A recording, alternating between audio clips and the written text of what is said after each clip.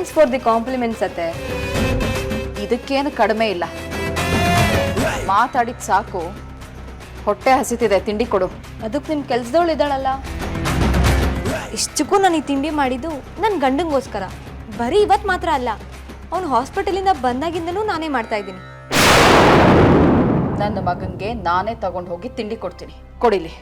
ಅತ್ತೆ, ನಿಮಗೆ ಅವಮಾನ ಮಾಡಿಸ್ಕೊಳ್ಳೋದಂದ್ರೆ ಅಷ್ಟು ಇಷ್ಟ ಅನ್ಸುತ್ತೆ ಅಲ್ವಾ ಅತ್ತೆ?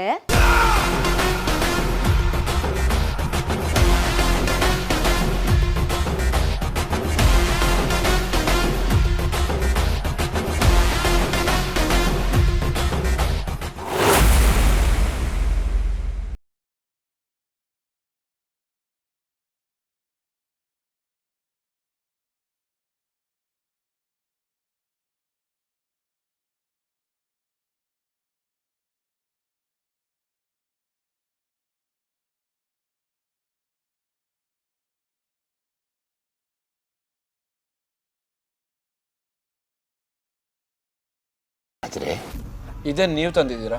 ಇನ್ಯಾರು ತರಬೇಕಾಗಿತ್ತು? ಇನ್ಯಾರು? ನನ್ನ ಹೆಂಡತಿ ಗೀತಾ. ನಮ್ಮ ಬೆಳಗ್ಗೆ ಎದ್ದ ತಕ್ಷಣ ಅವಳು ಮುದ್ದು ಮುಖ ತೋರಿಸಿ ಗುಡ್ ಮಾರ್ನಿಂಗ್ ಅಂತ ವಿಶ್ ಮಾಡಿದ್ರೆ ಸಾಕು, ನಂದು ಇಡೀ ದಿನ ಸೂಪರ್ ಆಗಿರುತ್ತೆ. ಆ ನಿರೀಕ್ಷೆಯಲ್ಲಿ ನಾನಿದ್ರೆ ಸಾಕುಗಳ ನಾಟಕ. ನೀನು ನಟಭಯಂಕರ ಅಂತ ನನಗೂ ಗೊತ್ತು. ಇಲ್ಲಿ ಯಾರೂ ಇಲ್ಲ. ಇಲ್ಲಿ ನನ್ನೆದ್ರಿಗೂ ನಾಟಕ ಆಡ್ತೀಯಲ್ಲೋ. ನೀನು ಒಬ್ಬನೇ ಇದ್ದಾಗಲಾದರೂ ನೀನಾಗಿರು. ಎಲ್ಲರೂ ಕನ್ಫ್ಯೂಸ್ ಆಗಿಬಿಟ್ಟಿದ್ದಾರೆ ಕಣೋ. ನೀನು ನಿಜವಾಗ್ಲೂ ಗೀತಾಳ ಪ್ರೀತಿಯಲ್ಲಿ ಬಿದ್ದುಬಿಟ್ಟಿದ್ಯಾ ಅಂತ ಎಲ್ಲ ತೀರ್ಮಾನ ಮಾಡಿಬಿಟ್ಟಿದ್ದಾರೆ. ನಿಮ್ಮಮ್ಮ ಅಂತೂ ಅದೆಷ್ಟು ಟೆನ್ಷನ್ ಮಾಡ್ಕೊಂಡ್ಬಿಟ್ಟಿದ್ದಾಳೆ ಅಂತಂದರೆ, ನಾನು ಅವಳಿಗೆ ಮಾಡ್ತಿರೋ ಸಮಾಧಾನನೂ ಅವಳಿಗೆ ಮನಃಶಾಂತಿ ಕೊಡ್ತಾ ಇಲ್ಲ. ನಗು ಸಾಕು ಕಣೋ.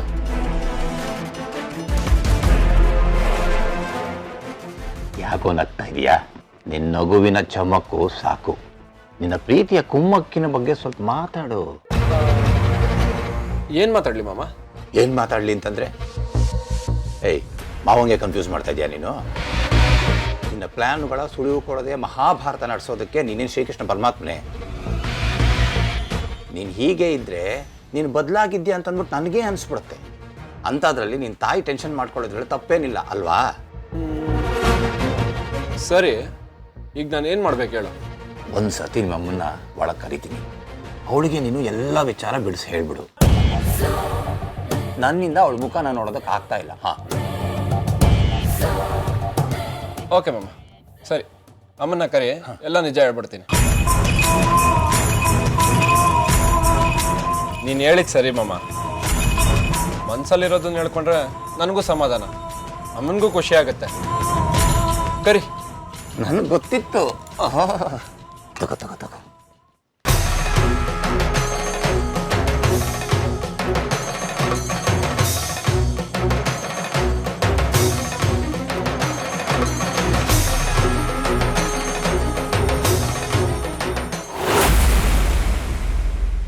ನಾನು ನನ್ನ ಮಗನ ಮೇಲಿನ ಅಭಿಮಾನದಿಂದ ತಿಂಡಿ ತಿನ್ನಿಸ್ತೀನಿ ಅಂದ್ರೆ ಅದರಲ್ಲಿ ಅವಮಾನ ಪಡೋದೇನೇ ಬಂತು? ನೋಡಿ, ನೀವು ತಿಂಡಿ ತಗೊಂಡೋಗೋದು, ಅವನು ತಿಂದೆ ನನಗೆ ನನ್ನ ಹೆಂಡ್ತಿನೇ ತಿನ್ಸ್ಬೇಕು ಅನ್ನೋದು, ಆಮೇಲೆ ನೀವು ಕೋಪ ಮಾಡ್ಕೊಂಡು ಹೊರಗಡೆ ಬರೋದು, ನೀವು ನನ್ನ ಹತ್ರ ಬಂದು ಅಂಗ್ಲಾಚೋದು, ಇದೆಲ್ಲ ಬೇಕಾತೆ?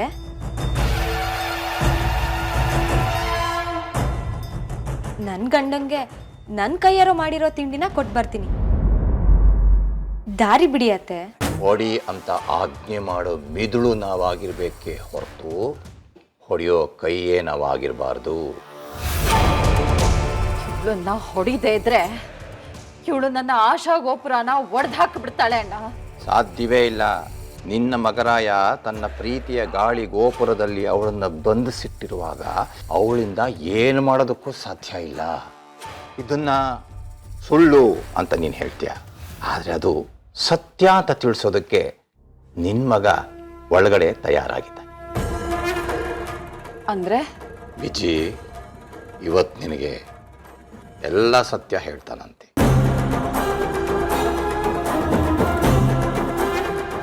ವಿಜಿ ಹಾಗನ್ನ? ಅದನ್ನ ನೀನಾಗೆ ಕೇಳು, ನಿನ್ನ ಕಿವಿಗಳು ಪಾವನ ಆಗಲಿ.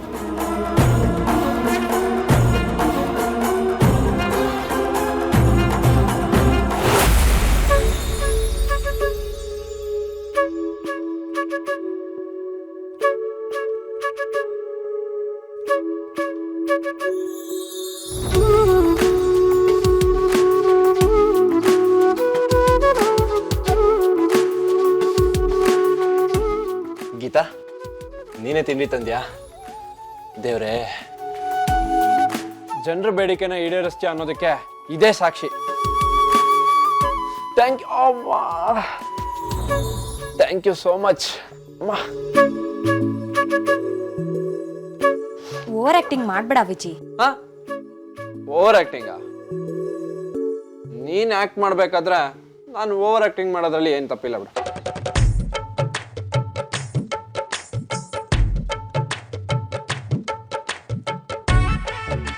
ದೊಡ್ಡ ಮಾವ ಕಾಫಿ ತಂದ್ಕೊಟ್ರು, ನೀನ್ ತಂದ್ಕೊಟ್ಟಿಲ್ಲ ಅಂತ ಬೇಜಾರಲ್ಲಿ ಕಾಫಿನೇ ಕುಡ್ದಿಲ್ಲ ನೋಡಲಿ. ಅಟ್ಲೀಸ್ಟ್ ತಿಂಡಿ ಆದ್ರೂ ನೀನ್ ತಂದಿಯಲ್ಲ, ಥ್ಯಾಂಕ್ಸ್ ಅಂತೆ. ನಾನ್ ತಂದಿದ್ದು ನನ್ನಿಂದ ನಿಂಗೆ ಈ ಪರಿಸ್ಥಿತಿ ಬಂದಿದೆ ಅಯ್ಯೋ ಪಾಪ ಅನ್ನೋ ಪಶ್ಚಾತ್ತಾಪದಿಂದ. ಇದಕ್ ನೀನ್ ಬೇರೆ ಬಣ್ಣ ಬಳಿಬೇಡ ವಿಜಿ. ಪರಿಶುದ್ಧವಾದ ಮನ್ಸಿರೋಳು ನೀನು. ನಿನಗ್ ಬಣ್ಣ ಇಷ್ಟ ಆಗಲ್ಲ ಅಂತ ನನಗೆ ಗೊತ್ತೋಗಿತ್ತ. ಮಾತ್ ಸಾಕು, ಬೇಗ ಬೇಗ ತಿಂಡಿ ತಿನ್ನು.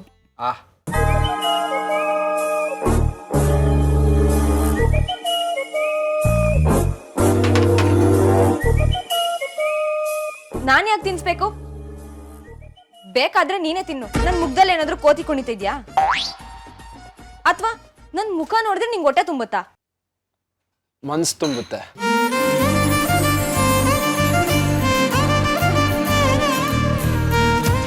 ಬೇಗ ತಿಂಡಿ ತಿನ್ನು, ಆರೋಗುತ್ತೆ.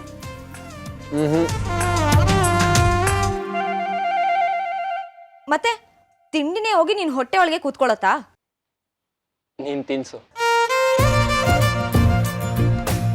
ಹುಷಾರಿಲ್ದಿರೋ ಗಂಡನ್ಗೆ ಹೆಂಡತಿ ತಾನೇ ಊಟ ತಿಂಡಿ ಮಾಡಿಸ್ಬೇಕು.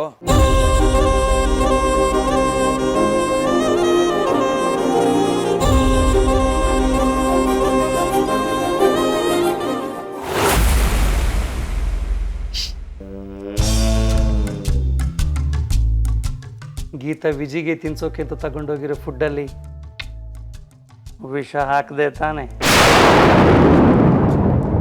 ಪ್ಲಾನ್ ಸಕ್ಸಸ್ ತಾನೆ?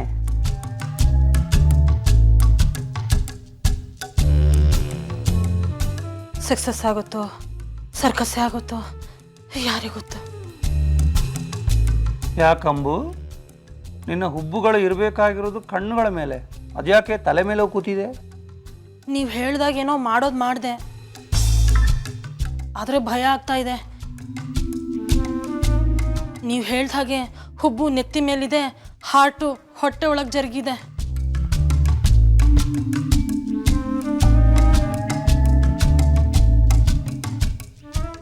ಜೋಪಾನ, ಅದು ನನ್ನ ಹಾರ್ಟ್. ನಿಮ್ದು ಯಾವಾಗಲೂ ತಮಾಷೆನೆ. ಏನಾದರೂ ಎಡವಟ್ಟಾದ್ರೂ ನಮ್ಮ ಗತಿ ಏನು? ಎಡವಟ್ಟಾಗ್ಲಿ ಅಂತ ತಾನೇ ಆ ಗೀತೆ ವಿಜಿಗೆ ಅಂತ ತಿನ್ಸೋಕೆ ತಗೊಂಡೋಗಿರೋ ಫುಡ್ಡಲ್ಲಿ ಹಾಕಿದ್ದು. ಓ ಶೈಲಸುಂದರಿ, ನೀನು ನಾನು ಹೇಳಿದ ಕೆಲಸ ಮಾಡಿದ್ಯಾ ಅಥವಾ ಬಟನ್ ಐತಾ ಇರ್ತೀಯ? ಮಾಡಿದೆ ಅಂತ ಹೇಳಿದ್ನಲ್ಲ.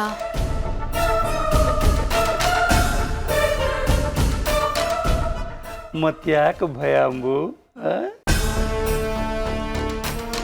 ಆ ತಿಂಡಿನ ಮಾಡಿದೋಳು ಅವಳೆ, ವಿಜಿಗೆ ತಗೊಂಡೋಗಿ ತಿನ್ಸೋಳು ಅವಳೆ. ವಿಜಿ ಸತ್ರೆ ಗಂಡನ್ ಕುಂದೋಳು, ಗಂಡನ್ ಕುಂದೋಳು, ಗಂಡನ್ ಕುಂದೋಳು ಅಂತ ಅನಿಸ್ಕೊಳ್ಳೋಳು ಅವಳೆ.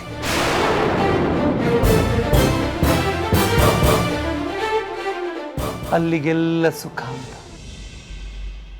ಅಂಬು, ನನ್ನ ನಂಬು, ಮುಂದಾಗೋದನ್ನು ನೀನು ಶಾಂತ ಚಿತ್ತದಿಂದ ನೋಡ್ತಾ ಇರುವಿಯಂತೆ.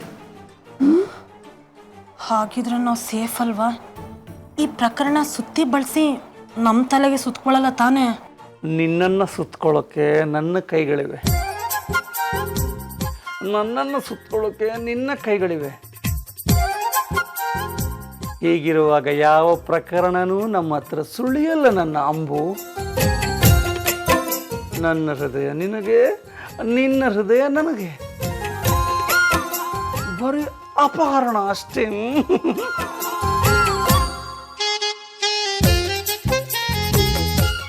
ಹಾ ಸಾಕು, ಜಾಸ್ತಿ ನುಲಿಬೇಡ. ಈ ರೊಮ್ಯಾನ್ಸ್ ಗಿಮ್ಯಾನ್ಸ್ ಏನಿದ್ರು ಸಂಜೆ ಗೋಧೂಳಿ ಮುಹೂರ್ತಕ್ಕೆ ಇಟ್ಕೊಳ್ಳೋಣ. ಮೊದಲು ತಂಗಿಯಮ್ಮನಿಗೆ ವಿಷಯ ತಿಳಿಸೋಣ. ಯಾವ ವಿಷಯದಲ್ಲಿ ದೊಡ್ಡಣ್ಣನ ಕರೆಸಿ ನನ್ನ ತಂಗಿಯವ್ವ ಸೋತ್ಲು, ಆ ವಿಷಯದಲ್ಲಿ ಸಿತಾರ ಗೆದ್ದ. ನನ್ನ ತಂಗಿಯವನ್ನ ಗೆಲ್ಸಿದ್ದು ನಾನೇ ಅಂತ ಅವಳಿಗೆ ಗೊತ್ತಾಗಬೇಕು. ಕಮಾನ್ ಫಾಲೋ ಮೀ.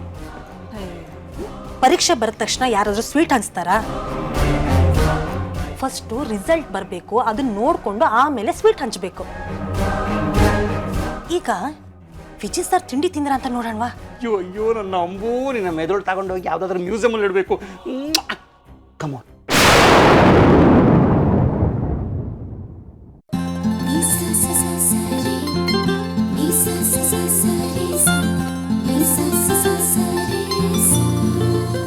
ನೋಡು ವಿಜಿ, ನಿನಗ್ ನಾನು ತಿಂಡಿ ತಂದಿದ್ದೆ ದೊಡ್ಡದು, ಅಂಥದ್ರಲ್ಲಿ ತಿನ್ಸು ಅಂತ ಬೇರೆ ಹೇಳ್ತೀಯಾ?